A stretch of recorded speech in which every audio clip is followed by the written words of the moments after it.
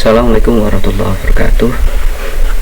Selamat pagi siswa-siswi kelas 7.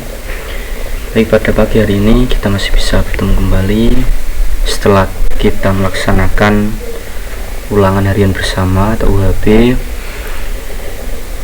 yang dimana kalian kemarin sudah mengerjakan soal-soal dari Bapak Ibu Guru.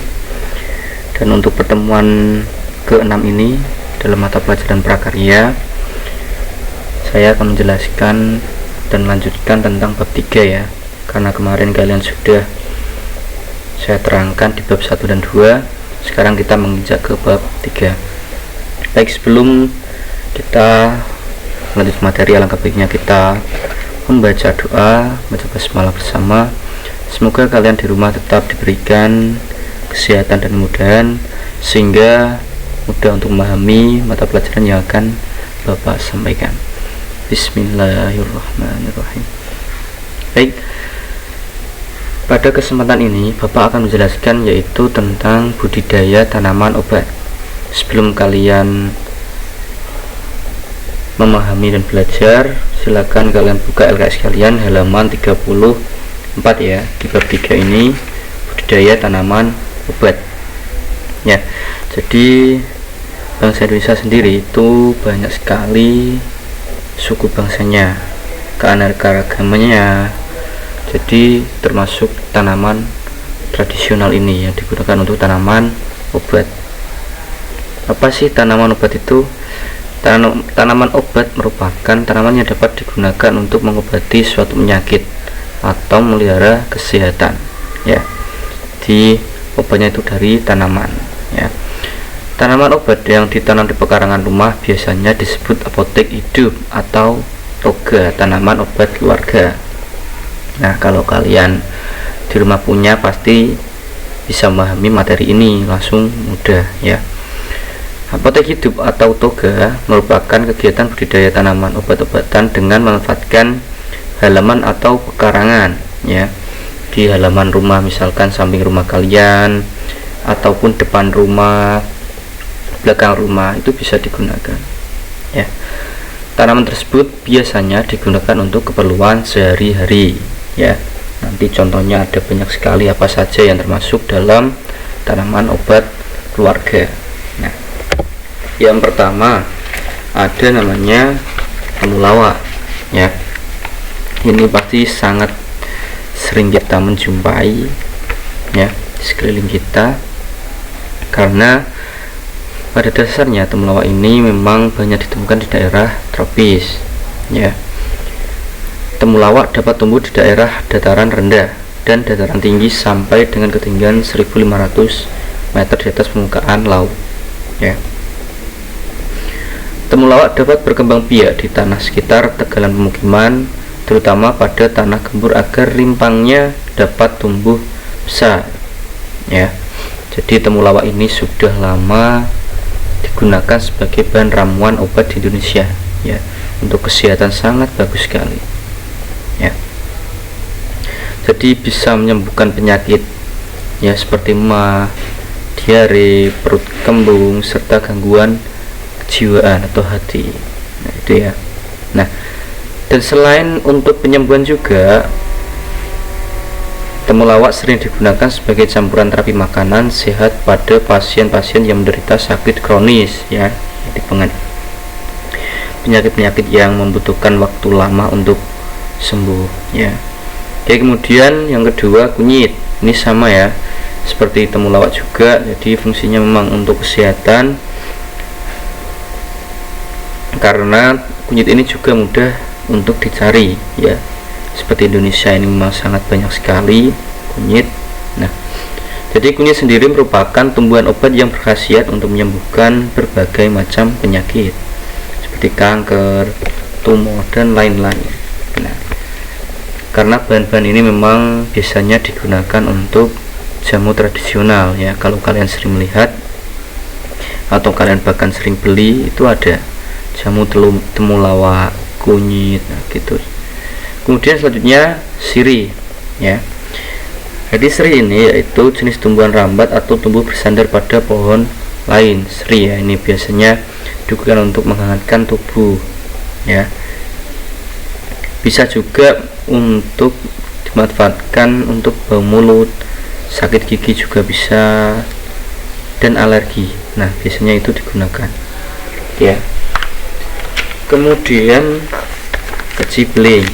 Nah, ini yaitu untuk mengatasi, fokusnya itu untuk mengatasi diare ya, biasanya untuk mencret kayak gitu, disentri, pokoknya intinya tentang pencernaan dalam tubuh ya. Kemudian sambiloto.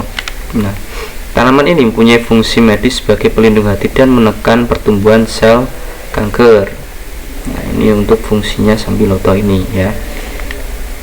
Kemudian beluntas, yaitu tumbuhan atau tanaman yang berdiri tegak, berkayu dan bercabang banyak dengan tinggi biasanya itu perkiraan 2 meteran ya. Daun beluntas ini biasanya digunakan sebagai obat untuk menghilangkan bau badan ya, obat turun panas juga bisa, untuk batuk juga bisa, dan obat diare juga bisa ya. Kemudian kumis kucing. Nah, ini pasti kalian juga sudah tidak asing ya. Oke, kemudian yang terakhir patah tulang ya, ini juga sama. Nah, patah tulang biasanya digunakan sebagai tanaman pagar, tanaman hias, atau tumbuh liar. Nah, jadi banyak sekali ya.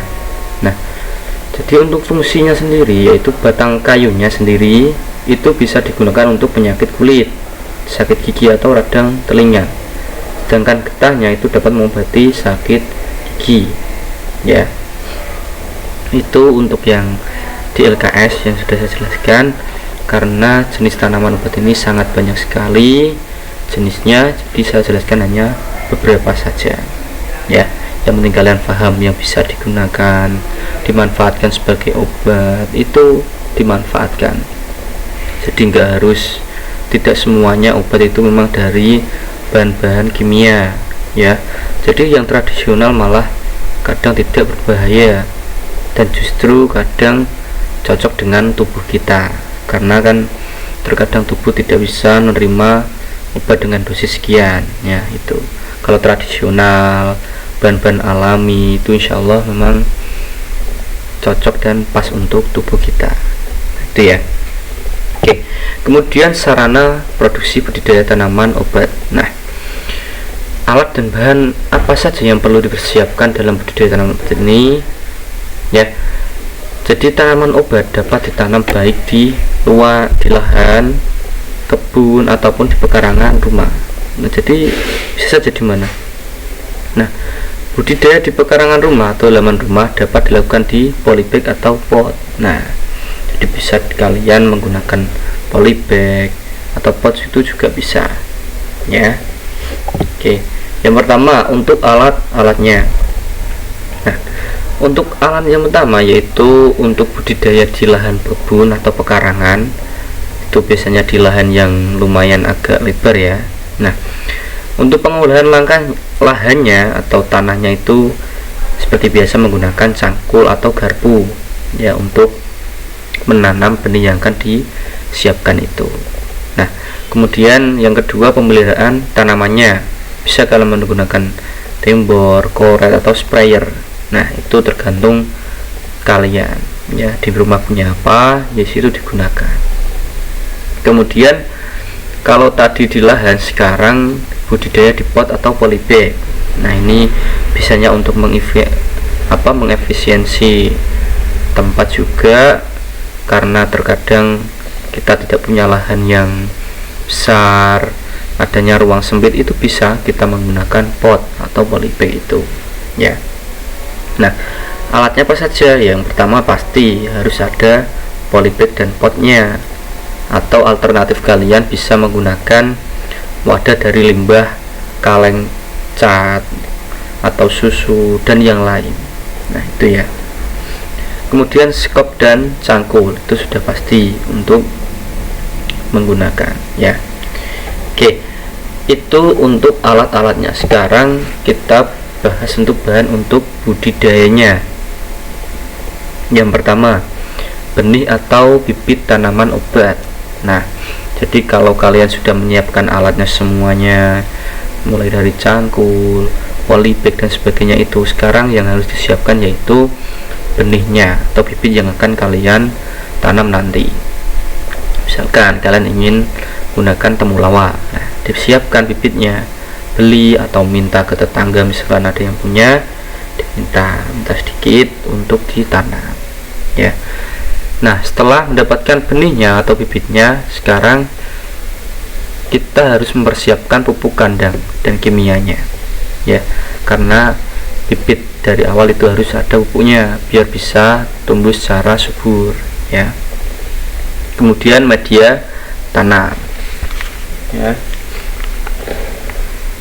Media tanam ini untuk mengacu pada bahan untuk menggantikan atau mencampur media tanah ya, itu untuk campurannya. Kemudian pestisida botani atau alami, nah itu untuk pestisidanya ya. Kemudian tahapan-tahapan atau urutan-urutannya budidaya tanaman obat ya. Kalau kita sudah tahu jenisnya apa saja, terus alat-alatnya yang harus kita gunakan untuk memulai pembibitan kita, penanaman obat kita, sekarang kita lakukan tahapan-tahapannya. Jadi biar nanti usaha kalian, percobaan kalian bisa tumbuh dengan baik dan maksimal ya. Yang pertama yaitu pembibitan ya. Jadi cara perbanyakan bibit merupakan hal yang harus diperhatikan sebelum budidaya tanaman obat ya. Itu jenisnya ada dua, yaitu perbanyakan generatif dan perbanyakan vegetatif. Nah, bedanya di apa? Kalau generatif itu berasal dari bijian ya, diingat-ingat. Sedangkan kalau dari vegetatif ini memang dari tanaman ya. Namun keuntungan dari memperbanyak tanaman dengan cara vegetatif ini yaitu memperoleh hasil yang sama dengan tanaman induknya dan butuhkan waktu produksi yang lebih sedikit ya, jadi tidak terlalu lama ya. Kalau generatif tadi dari biji-bijian itu memang sangat membutuhkan waktu yang agak lama dan modal biasanya ya banyak ya. Kalau vegetatif ini bisa kalian minta ke tetangga kalian, misalkan punya tanaman apa, nah kita stek, kita cangkok minta ya, itu bisa lewat cara-cara ini ya. Yang pertama caranya yaitu dengan stek. Nah, jadi stek ini biasa dilakukan untuk menanam potongan bagian tumbuhan. Nah, bagian yang dapat dipotong misalnya batang dan daun. Nah, itu bisa kalian meminta sedikit misalkan ke teman kalian atau tetangga kalian, itu di stek bisa, nanti bisa tumbuh. Nah, biasanya tanaman obat yang dapat diperbanyak dengan stek batang adalah sirih, brutawali, dan lada. Itu banyak sekali.